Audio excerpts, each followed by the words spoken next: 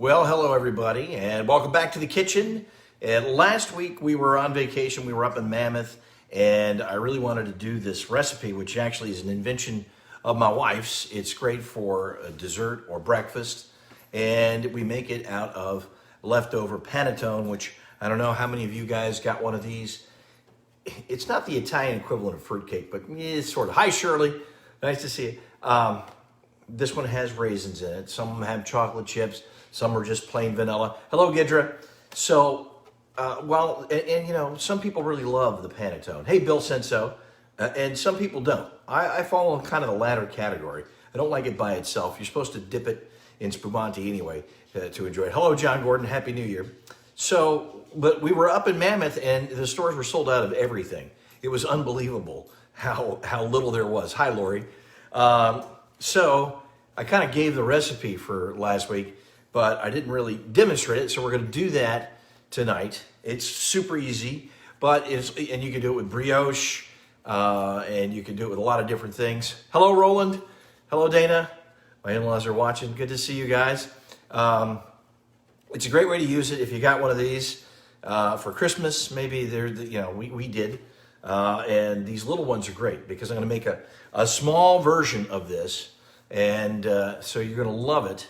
And the first thing we're going to do, though, is this is really a recipe that my wife created, and I fell in love with it. She makes it often for us for breakfast, and you can make it the night before. Hi, Kathy. Good to see you. Cheers to everybody. In case you're wondering, I'm drinking a little. Actually, this is a toast to my father-in-law, Roland. He likes a little cognac, and as do I. And there's some cognac in this recipe. So I figured as long as we're cooking with it, we might as well enjoy a little sip of it ourselves. Hello, Sal. Nice to see you. So cheers. Hope everybody's had a good week thus far. Happy New Year to everybody. Very good. All right.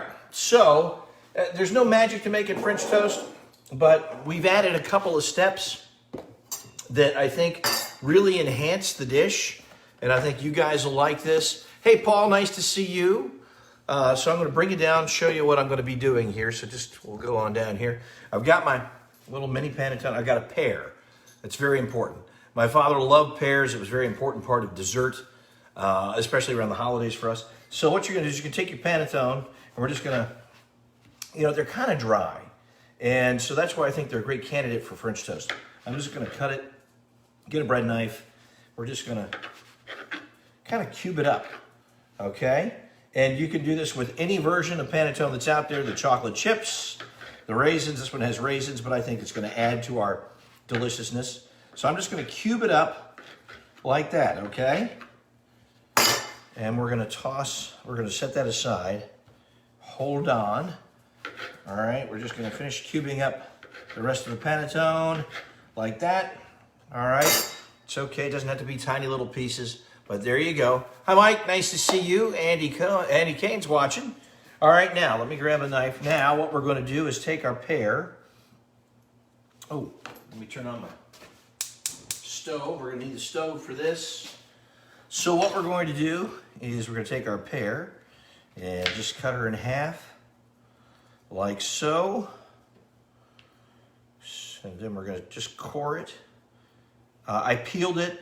You don't have to. I prefer it peeled, but some people like the extra little crunch, the little fiber that you get out of the peel. That's okay too. But I peeled it up, which of course makes it super slippery. So we're just going to core the pear, trying to preserve as much of the fruit as we can. Just take that out, take the stem, the seeds out, like that. There we go. Oops. All right, and now what we're going to do is, I'm doing great, Mike. What we're going to do is cut this into,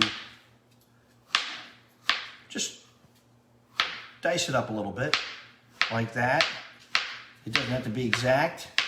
They don't have to be tiny. So we'll do that, like that. And just cut it all the way through.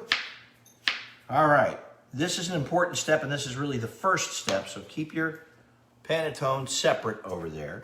Now, Come with me over to the stove. I've got my pan heating up. I'm going to throw a little butter in that pan. About that much, about a tablespoon, maybe just a little more. You don't need a lot. And I mentioned the cognac. We got a little cognac over here. This is going to come in handy. Hi, Jan. Nice to see you. So we're going to heat that up, melt our butter.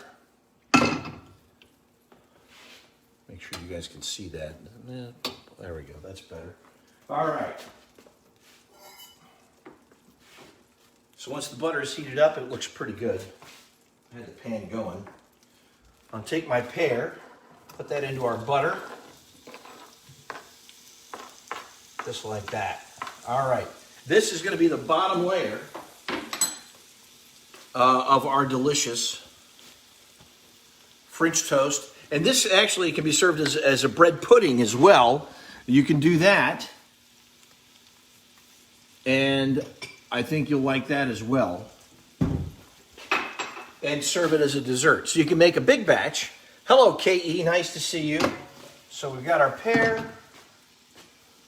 What did I do with there's my wooden spoon. The ubiquitous, important kitchen tool. I got this over medium heat. We're going to caramelize this pear. First, we're going to cook it down in a little butter. And this is going to be the bottom layer of our dish. Hello, Peter Van Winkle. How are you? An actual pear. Not two of them, just one. Ba-dum-bum. Thank you. I'll be here all week. So what we're going to do is caramelize this in a little butter. I'm going to add some brown sugar in a minute. But first, before I add in my brown sugar, as we're cooking this, I want to soften up. This pear was nice and ripe. And the, yes, you do. There are two wiener dogs. There was a whipped cream incident with the wiener dogs earlier. I was whipping some cream to put on top of the finished product, and it sort of went all over the place, and consequently, Guinness is going to need a bath. So we're going to do that to soften up. If you get a pear that's a little less than ripe, just saute it until it's a little softer is the best way to do it. Now, we're going to add a little bit of our cognac. Like that. And this is the tricky part. Be careful, don't burn yourself. We're going to flambé that. Isn't that pretty? You can see that. So this is going to add just a little tartness. We're going to burn off all the alcohol. Hi, Bill. So you don't have to worry about that. But it will impart a really nice, rich flavor to the pear. Plus, it's fun to do. And it's pretty. And it's exciting. All right. So we're going to burn off the alcohol content in the cognac. So don't use your best cognac because, you can still see there's still some flame going on. But that's going to really make a fantastic and rich flavor for our pears. And you can see the pear has given up a little bit of its liquid now as well. And so this is a perfect time for us to add just a little bit of brown sugar. Not a lot. You don't want it, as my wife says, cloyingly sweet. You just want to sweeten that up a little bit. And again, I got a fairly ripe pear, so that makes it a little better. So we're just going to put in just a little bit of brown sugar, like about that. I would say that's about a quarter of a cup, max. Now we're going to stir that in. Oh, this is already smelling fantastic. And then the beauty of this is it's going to thicken up as we cook that brown sugar down just a little bit. So we're going to continue to do that. I'm going to keep on. You don't have to do this long. We just want to saute the pear until it gets nice and soft. Hello, Rob Ross. Nice to see you. So we're going to cook that pear down. And when we put this in the dish, I'm going to layer it. Guinness is adorable. He's presently covered. I wiped it off, but he's got a lot of whipped cream on him. So what we're going to do is I've got a ramekin. I'm going to layer the bottom of that with the pear mixture. Hi, Gary. Good to see you. And then we'll put the rest of our bread pudding, our French toast, on top of that layer of pear. And then you bake it off. So you get this really delicious sweetened pear combo just underneath your French toast. Fantastic for breakfast, but again, If you do it in individual ramekins, which I'm going to show you, then you get a nice little dessert, which is a great way to use the panettone, which of course is traditionally served as dessert. Oftentimes, my relatives would have it for breakfast as well. Growing up, they were, pretty common. So it was pretty nice. Hello, Robert Ostin. Good to see you. Scotty's watching. So we're just going to let this thicken up. We've got the brown sugar. We've got the pear. You know what else I like to do? I'm going to sprinkle just a little cinnamon in this. Not a lot, just a little. Because there's going to be cinnamon in our custard mixture as well. But that, that's fantastic. And this is great any time of year, but it's harder to find the panettone when it's not Christmas time. And again, you can use all the varieties of panettone that are out there. It's great for that. Let me grab a couple of ramekins because I'm going to separate this into two little ones.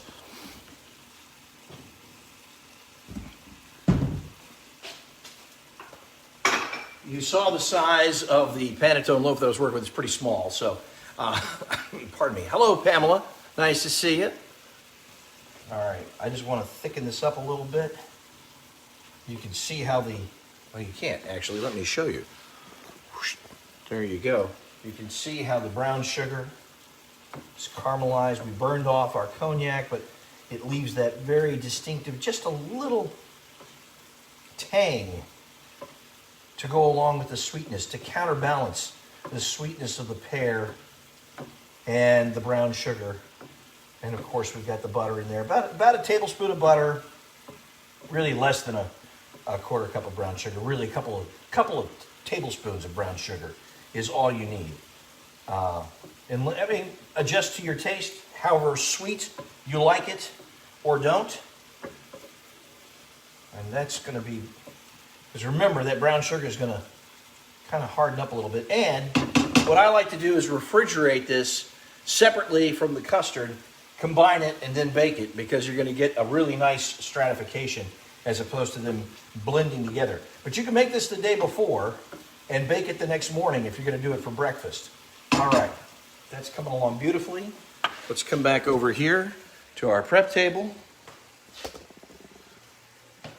I've got a couple of ramekins out, and I've got the rest of the stuff we need, and it's time just to take a quick sip.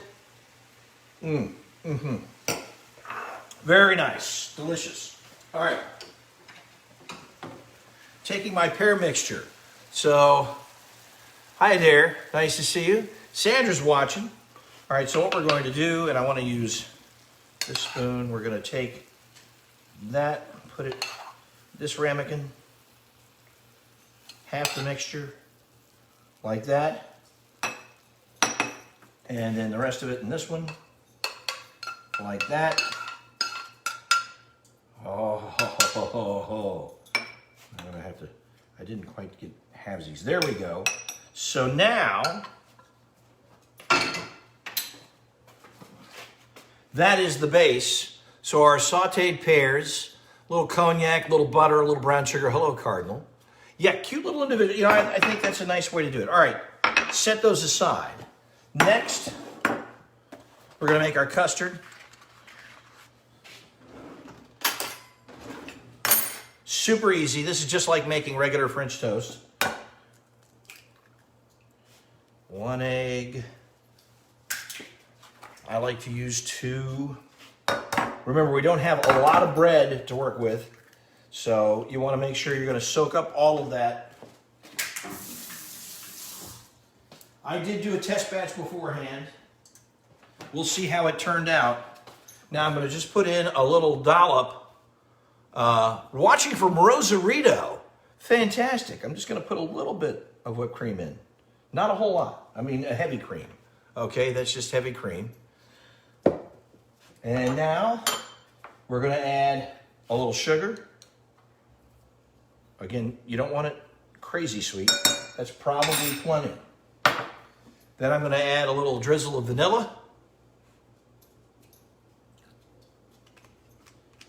I would say 2 teaspoons of vanilla. Then we're going to add a little cinnamon, like that. And then we're just going to beat the heck out of that. And I'd put a pinch of salt in this as well. Just to, again, you want to balance out all the sweetness, all those flavors. That's pepper, we don't want to do that. We'll put a little pinch of salt. Just a little bit. All right, so we mix all of that. Hello, Michelle, nice to see you. So we're gonna mix this, and again, this is just like making regular French toast. Your regular French toast recipe, but we're gonna layer it over top of those sauteed pears. All right, that looks pretty good. Now, we're gonna add in our diced up panettone, like that. And we're gonna mix that all together. And what I want that to do, I'm gonna let this sit. And you can, again, you can let it sit overnight. You can let it sit for a couple of hours. Certainly let it sit for an hour or so before you cook it. Because you want that, all of that wonderful custard that we just made, you want that to be absorbed beautifully into the bread so that the bread is gonna be nice and soft and not dry. So, oh, this is already looking pretty delicious. So there we go. That is our French toast or bread pudding topping. It's more French toast than bread pudding, certainly, but you can serve it. As I said, I love it as a dessert. It's really good.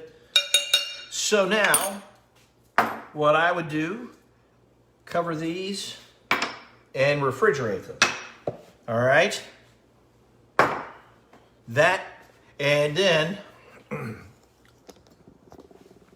once you've chilled that, so then the pear mixture at the bottom has sort of solidified a little bit so that it has pulled all of those wonderful flavors together. Hello, Dan, nice to see you.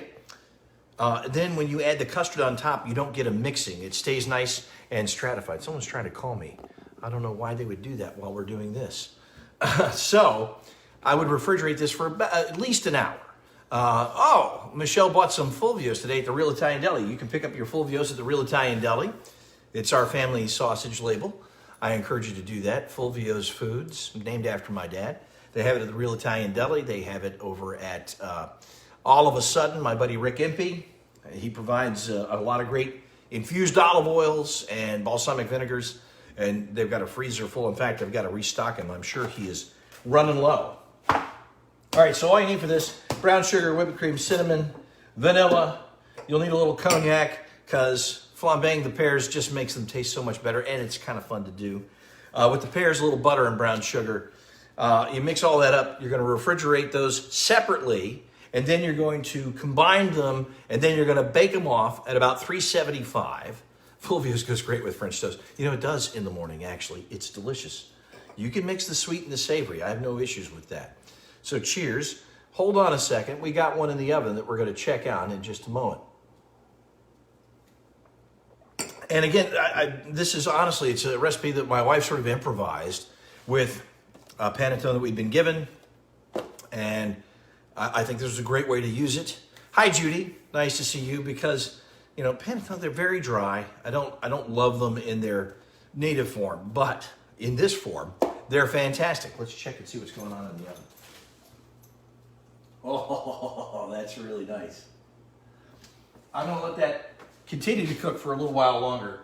It's only been in the oven for about 20 minutes. I want it to go 20, maybe 30. And then one of the things I did, so when you take your ramekin out of the fridge, yeah, I'll put this on our YouTube channel. You can check out YouTube Cooking with Patrick Evans in the Kitchen. So once this is chilled a little bit, like I said, they won't start to mix. Panettone is 50% off. Yeah. They're on sale now. And then you're going to put your custard, which you've also chilled, and it will have absorbed all of that liquid. And then you're going to put that right on top. And then one of the things I like to do, sprinkle a little sugar on top so that you get a little sugar crust. If you don't want to do that, you don't have to do that. It depends on, again, how much sweetness you want out of the dish. I like it because, as I said, I think it makes a fantastic dessert.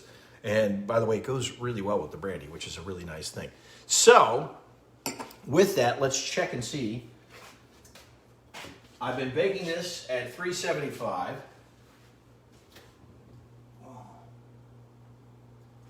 I want you guys to see this so you can see how it turns out.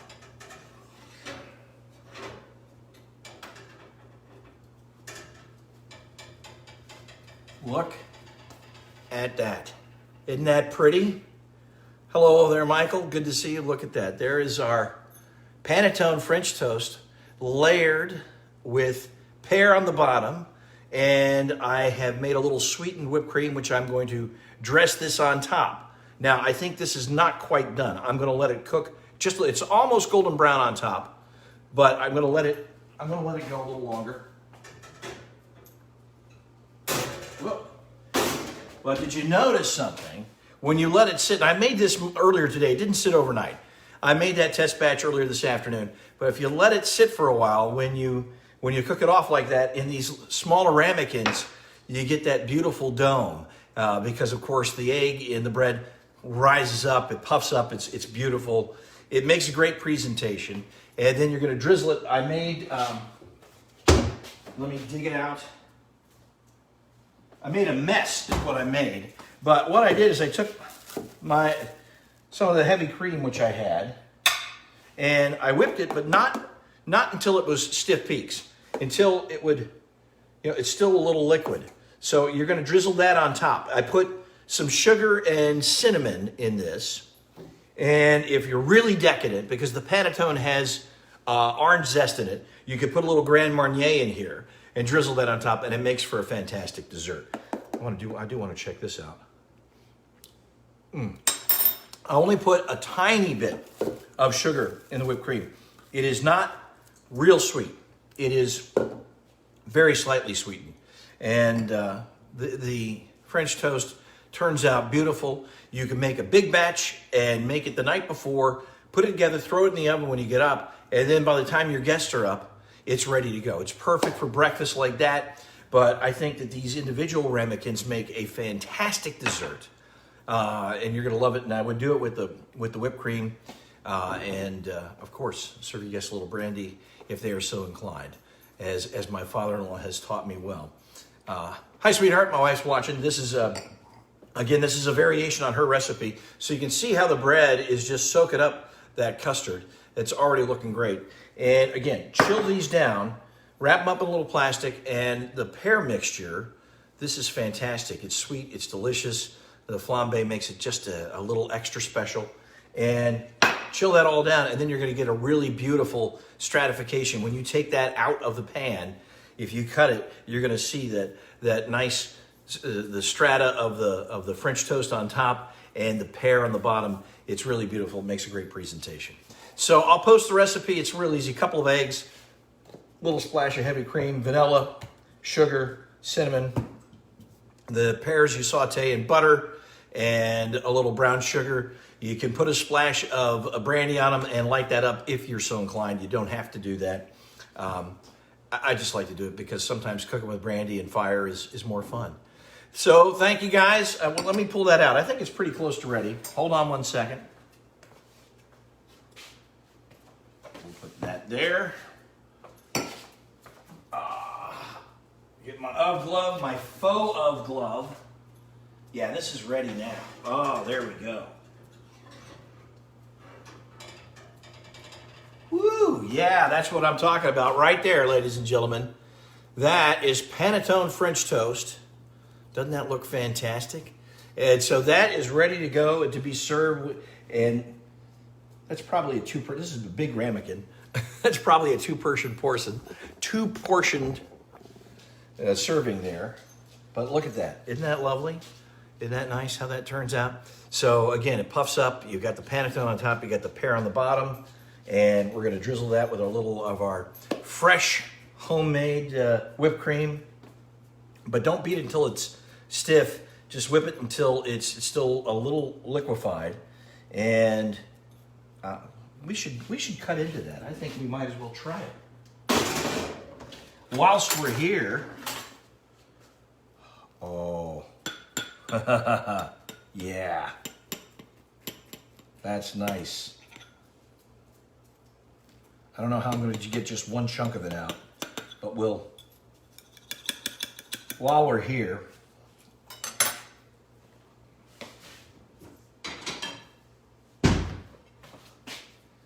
this is why I think the individual servings is the way to go, because it's going to be a little tough to pull out this little sliver.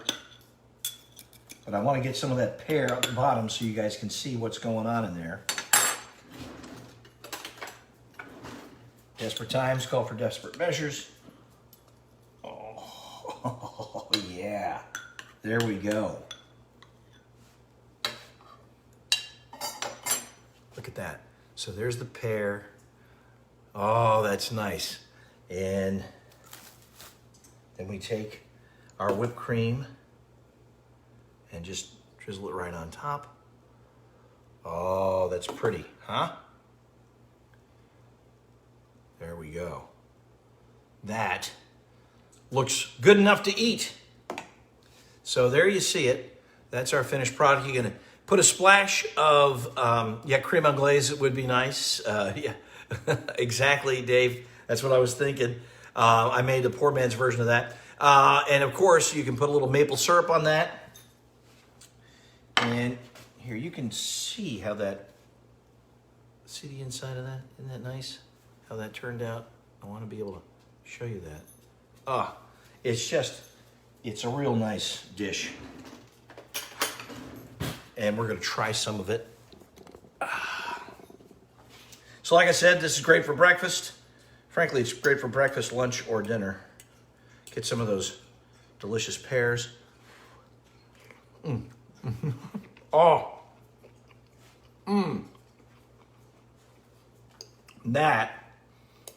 So I baked it in that ramekin for about 30 minutes. That's perfect. Every time we try it, it's a little different. This is the way that it should be done. This is fantastic. And